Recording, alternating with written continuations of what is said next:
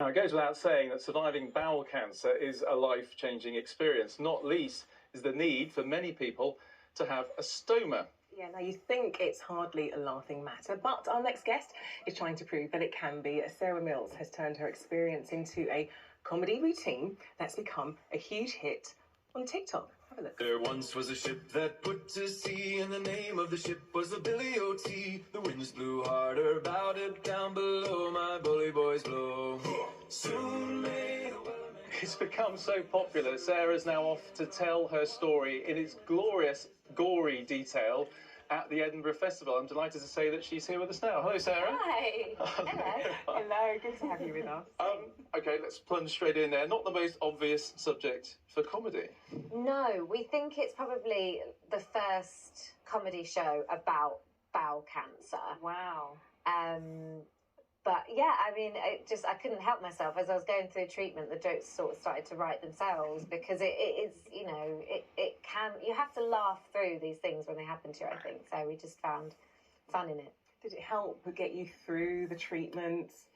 Yeah, I think so. Like, I made like different content while I was, like, for example, when I was on the chemo ward, I did something called the Chemo Chat Show where I was interviewing celebrities from the chemo ward. And I just think it's good to have a distraction. Yeah. For sure. Like, it's good to and also it's good to like make purpose out of going through cancer treatment as well. Now, one of the points about what you're doing is for people not to be embarrassed if they're in the situation you're in with the stoma, and just explain what that is and what the sort of embarrassment that people encounter. Yeah, well, I mean, I think when I talk about embarrassment, I really talk about it in terms of bowel cancer, because people are often quite late to report symptoms of bowel cancer because it's, revolves around bums and poo, and they feel embarrassed to talk to their doctors about that. So a lot of what my show in Edinburgh is about, and a lot of like what the content I make is about sort of talking openly about having gone through bowel cancer and not being embarrassed to report your symptoms. And and part of my treatment was to get a stoma bag. So I had the tumour removed from my intestines, and where they sort of couldn't get the two ends back together again, they end up, they reroute your intestines sometimes after a bowel cancer surgery, or various types of bowel surgeries end up with a stoma, which is where you get a bag to collect poo in. And are you wearing that forever?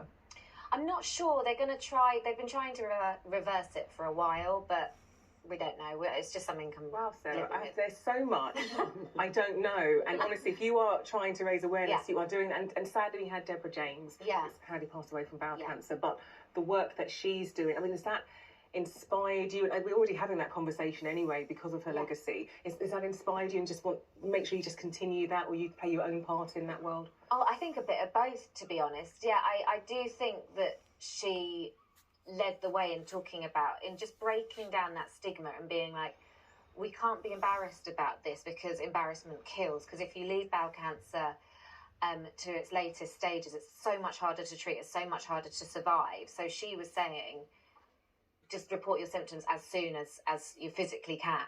Don't be embarrassed. People, your doctors are not sort of queasy or squeamish to hear you talk about your poo. Like, they're fine to hear about it. And so, yeah, I think if it wasn't for her, I might feel less comfortable coming at, talking as a young woman, talking about going through that kind of treatment and that illness. I think she's definitely sort of enabled me to talk. Really quickly, where can we see you?